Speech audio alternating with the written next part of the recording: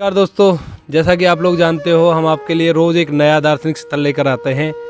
तो इसी यात्रा में हम आज पहुँचे हैं क्षीर सागर, जो कि शेषशाही में स्थित है। भगवान श्री कृष्ण के ज़माने से जुड़ा हुआ है और इसकी जो महत्वता है बहुत ही विशाल है, उसको आपको बताने की कोशिश करेंगे। तो एक बार क्या हुआ था कि गोपियों को थोड़ा घमंड टाइप का आ गया था।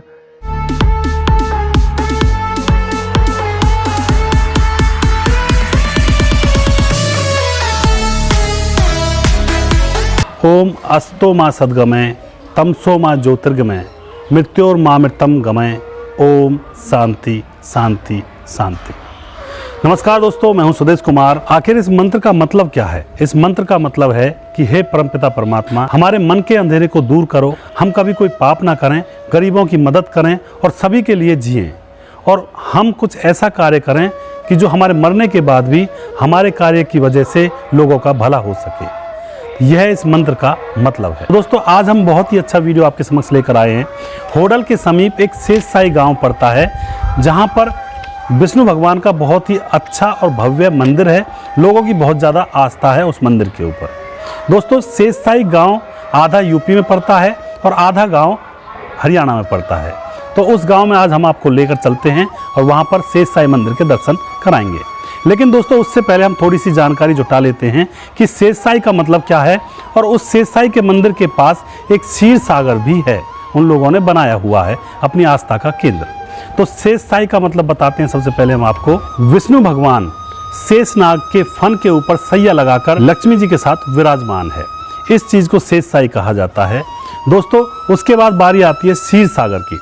क्षीर सागर क्या है, इसके बारे में थोड़ी सी जानकारी लेंगे। क्षीर सागर के बारे में जानेंगे। दोस्तों, आपको पता होगा भोले शंकर का घर कौन सा है? कैलाश पर्वत। और इसी तरह से विष्णु भगवान का घर है क्षीर सागर।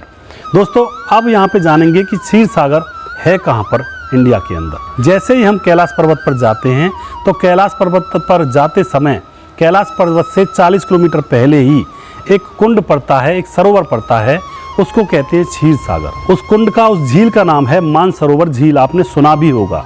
शास्त्रों के अनुसार मानसरोवर झील को ही क्षीर सागर की उपमा दी गई है। दोस्तों, क्षीर सागर के अंदर भगवान श्री विष्णु शेषनाग की सैया पर लेटे हुए हैं लक्ष्मी जी के साथ, यह मानता है। और विष्णु जी का यह घर है। अब दोस्तों, क्षीर सागर का मतलब क्या है? क्षीर सागर का मतलब दूध का सागर भी कहा जाता है। दूध जिस सागर में बहता हो उसे क्षीर सागर कहा जाता है। दोस्तों, कुछ शास्त्रों में बताया गया है कि जो क्षीर सागर है वह वैकुंठ लोक में पड़ता है, वहीं पर विष्णु विराजमान होते हैं। दोस्तों, मैं आपको एक बात और बता देता हूँ। मान्यता ऐसी है कि जो क्षीर सागर की एक परिक्रमा करता है, उसके पिछले 1 साल का जो पाप होता है वह कट जाता है। और जो क्षीर सागर की 10 परिक्रमाएं करता है, उसके पिछले 10 जन्मों का पाप कट जाता है। इसी तरह से जो क्षीर सागर के 108 परिक्रमा लगाता है तो उसको जीवन और मृत्यु से मोक्ष मिल जाता है। जीवन मरण का यह जो झंझट है यह छूट जाता है। इस तरह की मान्यताएं क्षीर सागर के बारे में हैं।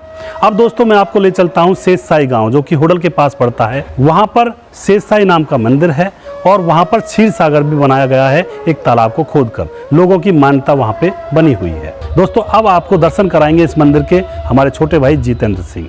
वो आपको बताएंगे इस मंदिर के बारे में और इसकी कलाकृतियों को दिखाएंगे। देखिए प्रोग्राम। नमस्कार दोस्तों, जैसा कि आप लोग जानते हो हम आपके लिए रोज़ एक नया दार्शनिक स्थल लेकर आते हैं। तो इसी यात्रा में हम आज पहुँचे हैं क्षीर सागर, जो कि शेषशाही में स्थित है।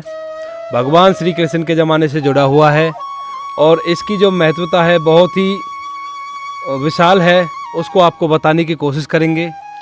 तो एक बार क्या हुआ था कि गोपियों को थोड़ा घमंड टाइप का आ गया था कि ये नारायण फारायण कुछ नहीं है, ये तो हमारे साथ खेलते हैं, ग्वाला है, ऐसे हैं ऐसे हैं। तो भगवान ने क्या किया, उनका घमंड दूर करने के लिए वहाँ से विलुप्त हो गए। विलुप्त होने के बाद गोपियाँ उनके पीछे पीछे और वो उनसे आगे आगे। तो इस जगह पर आके भगवान श्री कृष्ण ने उनको अपना नारायण जो रूपी दर्शन थे वो कराए थे। यहाँ पे जो क्षीर सागर है उसका आवाहन भगवान श्री कृष्ण ने ही किया था। और उसके बाद गोपियों ने उनसे कहा कि आप अगर नारायण हैं तो हमें दर्शन कराएं। तो उन्होंने गोपियों को दर्शन कराए। दर्शन कराने के बाद जो शेषनाग होता है उसके सैया पर वो लौटे और लौटने के बाद इसी वजह से इस जगह का जो नाम है वो शेख साई पड़ा, शेख साई इसीलिए पड़ा। और यहाँ पर ये तो है भगवान श्री कृष्ण के टाइम की जो बात है वो मैंने आपको बताई। और इसके अलावा एक और धारणा है कि यहाँ पे खिरवी गांव से 2 भक्त थे और दोनों भक्तों को एक बीमारी हो गई थी और उस बीमारी को ठीक करने के लिए किसी ने उनको बताया कि आपको भाई यहाँ से, उन्हें एक बीमारी हो गई थी, उसके लिए उन्हें बताया गया था कि आप जगन्नाथपुरी तक जाओ और वहाँ तक दंडोती देते हुए जाओ तो आपकी ये बीमारी ठीक हो जाएगी। बट वो जो जगह है इतनी दूर पड़ती है यहाँ से कि अगर वहाँ पे वो दंडोती देते हुए जाते तो उनका जीवन निकल जाता। तो इसीलिए वो जब पहला उनका स्टॉप लगा था वो यहीं पे लगा था, इस जगह पे उनका पहला स्टॉप लगा था। तो भगवान जगन्नाथ उनके सपने में आए दोनों के एक साथ, और सपने में आने के बाद उनको बताया कि भाई ऐसे ऐसे इस जगह पर एक गाय आएगी, वो दूध की धार चढ़ाएगी और वहाँ पर आप ज़मीन को खोदोगे तो मैं आपको मिल जाऊँगा और यहाँ पर ही पूजा करने के बाद आपका जो शरीर का कष्ट है वो दूर हो जाएगा। तो ऐसा ही उन लोगों ने किया। जैसे ही वो गाय आई वहाँ पे दूध चढ़ाया तो उसके बाद उन्होंने वहाँ पर ज़मीन को खोदा, ज़मीन ढूंढ के ज़मीन खोदने के बाद जो मूर्ति है वो उससे निकली। तो यहाँ की जो नारायण जी की मूर्ति है वो भूधर मूर्ति है जो भूमि से प्राप्त हुई है। तो चलिए इसके बारे में और आगे पता करते हैं और मंदिर की भव्यता को आपको दिखाते हैं। तो दोस्तों जैसा कि आपको पता है ये मेरे पीछे जो आपको दिखाई दे रहा है ये है क्षीर सागर, जो कि भगवान श्री कृष्ण के युग से ताल्लुकात रखता है। लगभग 5000 साल पुराना है इसका इतिहास है। और जैसा कि मैं भाई से बोलूँगा कि सामने मंदिर है उसको दिखाएं। और ये मंदिर का इतिहास जो लगभग 1000 साल पुराना इतिहास है। तो चलिए आपको इसकी भव्यता के दर्शन कराते हैं और जुड़े रहिए हमारे साथ। वीडियो में जैसे ही आगे आप चलोगे मंदिर के अंदर भी लेके जाएंगे, आपको अंदर से दिखाएंगे कि कैसा मंदिर है और क्या क्या इनकी खासियत है। राम राम जी भाई। तो हम लोग आ चुके हैं मंदिर के अंदर और मंदिर के अंदर आने के बाद हमें दिखाई दे रही है बहुत ही अच्छी चित्रकारी जो मैं आपको दिखाना चाहूँगा। तो जो कि मंदिर के गेट के ऊपर चित्रकारी लगी हुई है, ये इसी मंदिर की कथा है, इसी मंदिर की गाथा है। जैसे कि भगवान नारायण जी, लक्ष्मी नारायण जी शेषनाग के ऊपर लेटे हुए हैं, शेष सैया पर। तो इसी वजह से इस जगह का नाम शेष शाही पड़ा है। और इधर आप लोग देख रहे हो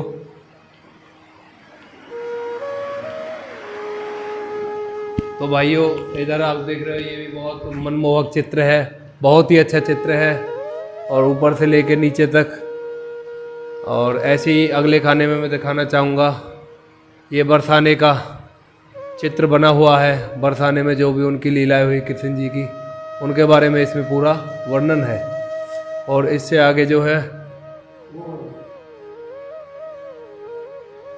ये देखिए गोवर्धन पर्वत, जो श्री कृष्ण जी ने भगवान इंद्र के प्रकोप से बचाने के लिए अपने वहाँ पे गोवर्धन पर्वत को उठाया था, वो लीला का वर्णन इस चित्र में पूरी तरह से किया हुआ है। और जो मेरे सामने जो दीवार है इस पे पूरा के पूरा रामायण का इतिहास लिखा हुआ है, लंका दहन वगैरह वो चीज़ है जो भी है।